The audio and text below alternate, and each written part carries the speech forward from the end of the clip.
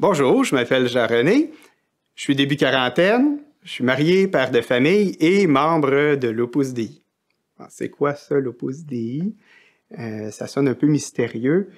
C'est pas très compliqué. L'Opus Dei, c'est une organisation catholique qui a été fondée au 20e siècle par Saint José María Escrivá, un prêtre espagnol qui a été canonisé, donc nommé saint, là, en 2002. Et l'Opus Dei, ou on l'appelle l'œuvre, c'est une organisation catholique qui se spécialise dans la formation des laïcs. Un laïc, c'est quoi? Ben, c'est ni un prêtre, ni un religieux, ni religieuse, ni moine. Donc, c'est le reste, les simples paroissiens, là, comme moi, qui suis un catholique pratiquant. Et c'est ça. L'œuvre, essentiellement, c'est son but, sa mission, c'est de former les chrétiens. Et c'est particulièrement pertinent dans notre société parce que on est dans une société de plus en plus sécularisée. Les gens ont des fois une méfiance par rapport à tout ce qui est religieux. Puis c'est intéressant d'être capable de parler de notre foi, d'expliquer pourquoi on l'a, de comprendre nous-mêmes pourquoi on continue de l'avoir alors qu'il y a beaucoup de gens qui ne l'ont plus. Et d'être capable d'expliquer sa foi puis de mieux la connaître. Alors, c'est vraiment ça, l'Opus Dei. Ben, j'ai connu l'Opus Dei à travers des centres. Il y en a à Québec, à Montréal, un peu partout, là. Les centres de l'œuvre qui sont justement des endroits où on donne la formation. Mais ça fait pas longtemps, moi, que je suis dans l'Opus Dei. Ça fait à peu près un an, un peu plus d'un an, à titre de surnuméraire. C'est quoi, ça, un surnuméraire? C'est un membre qui est marié. Mais j'ai côtoyé des membres de l'œuvre pendant une vingtaine d'années avant de devenir surnuméraire. Déjà, en partant, ça montre qu'il n'y a pas de pression pour devenir membre de l'œuvre parce que ça m'a pris du temps, puis c'est normal aussi. J'allais à des activités comme ça, puis je m'intéressais à ce que l'œuvre faisait, mais c'est assez engageant d'être chrétien puis de vouloir vivre sa foi au quotidien, de s'impliquer, tout ça. Puis moi, j'avais une méfiance un peu... Ben, une méfiance comme on l'a dans plein d'affaires, on veut pas toujours s'impliquer, là, parce qu'on se dit, ça va me prendre combien de temps, puis c'est-tu à chaque semaine, puis... Fait que j'étais un peu comme ça, là, tu sais, au début, fait que j'allais un peu quand ça me tentait, rencontrer des gens, mais c'est bien comme ça. Et il n'y a tellement pas eu de pression ou quoi que ce soit pour que je devienne membre que finalement, c'est tout simplement moi qui ai demandé, mais comment qu'on fait pour devenir membre, là?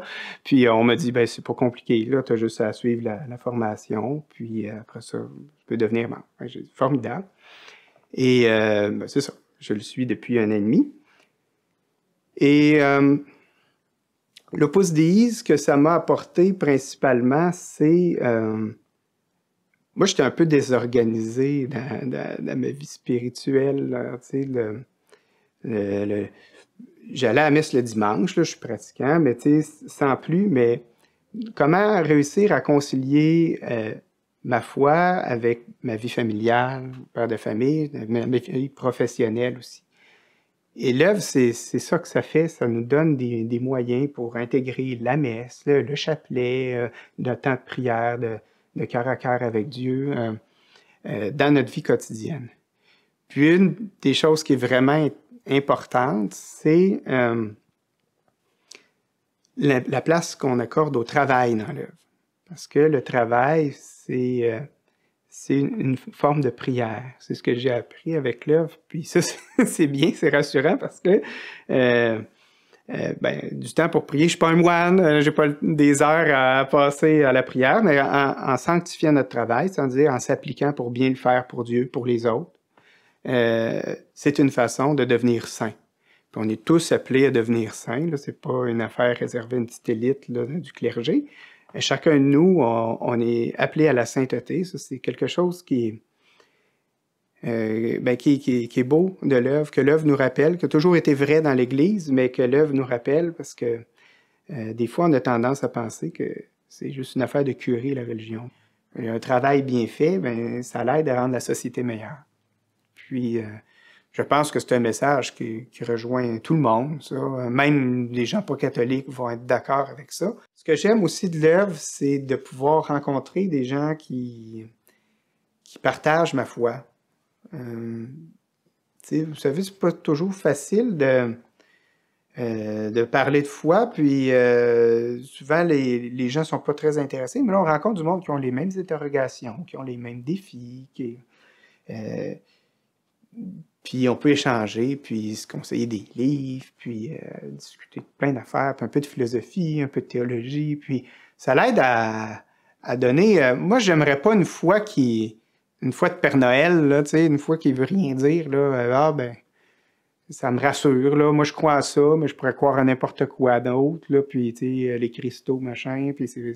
Non, tant qu'avoir la foi, je veux avoir une foi qui est construite, qui est rationnelle, qui s'argumente, qui est bien établie, puis ça veut pas dire que dans les autres religions, ou que les athées, ou les agnostiques, ou peu importe c'est quoi la position des gens, qu'il n'y a pas de choses vraies dans le reste, là, mais je considère, puis c'est normal, comme catholique, je considère que c'est la foi chrétienne, la foi catholique, qui me donne les meilleures réponses. L'autre aspect qui est important dans l'œuvre, c'est on comprend que le Christ, c'est quelqu'un, c'est une personne, c'est pas juste un concept, c'est quelqu'un à qui on peut parler, quelqu'un qui nous entend, qui nous écoute, puis qui nous répond dans notre vie quotidienne, des fois de manière plus spéciale, plus personnelle, d'autres fois dans l'ordinaire à travers les autres, mais quand on devient allumé à ça, on se rend compte que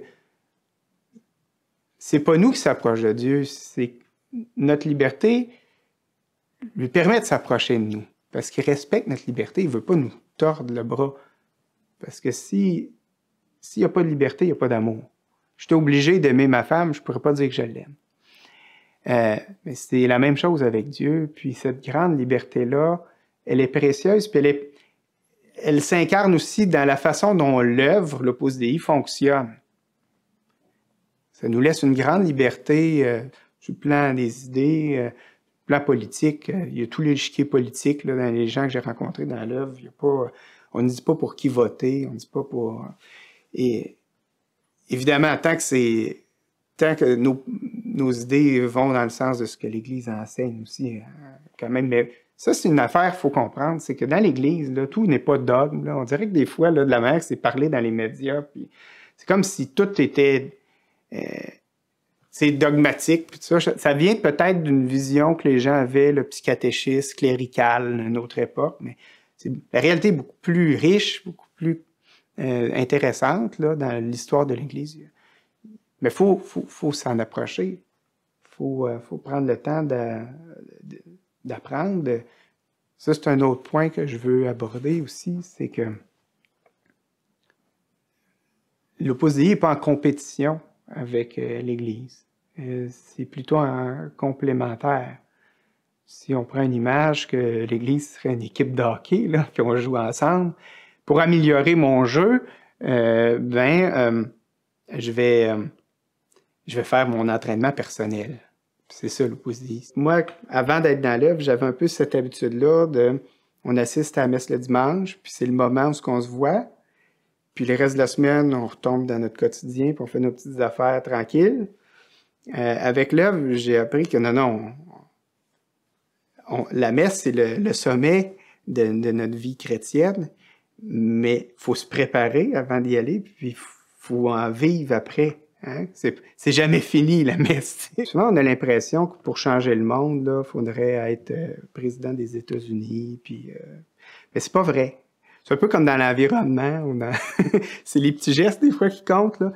Dans la vie spirituelle, c'est ça, puis oui, il y a un côté intellectuel dans l'œuvre à avoir de la formation, mais il y a un côté vécu aussi. Qu'on peut changer les choses avec des petits gestes, dans l'ordinaire, dans le quotidien.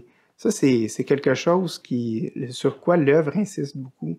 Ce qui m'a amené éventuellement à rentrer dans l'Opus Dei, c'est la joie des gens que j'ai rencontrés. Tu sais, on s'imagine les catholiques, hey, ça doit être plate, ça doit être plate. Tu sais, puis des privations, puis des ci, puis des ça. Toutes sortes de choses qu'on entend, puis c'est pas ça du tout. C'est plutôt de se détacher de soi pour se donner aux autres, puis se donner à Dieu. Puis honnêtement, c'est ce qu'on fait en tant que père de famille. N'importe qui comprend ça, ou mère de famille. On se donne aux autres, on se donne à nos enfants. Puis là, c'est la même chose, mais qu'on pousse un cran plus loin avec des modèles comme Saint José Maria, mais il y en a plein dans l'Église, la Mère Teresa, Saint-Frère André, c'est pas les modèles qui manquent. Puis c'est eux qu'il faut regarder. Au lieu de regarder toujours là, les cas de pédophilie, puis les choses qui vont mal dans l'Église, que les médias, ça, ils nous le disent beaucoup, mais il y a beaucoup de modèles, de choses qui vont bien. Ces choses-là passent inaperçues, puis c'est ces choses-là qu'il faut découvrir. Puis c'est ça qu'il faut devenir aussi, des témoins de la joie de l'Évangile. Je pense que c'est ça qui fait que je suis dans l'Opus Puis je vous invite plutôt à aller voir le site web de l'œuvre, puis de lire les écrits de Saint José Maria, parce que il y a beaucoup de belles choses à découvrir. Puis je pense pas que c'est nécessairement dans les journaux que vous allez les voir, alors voilà.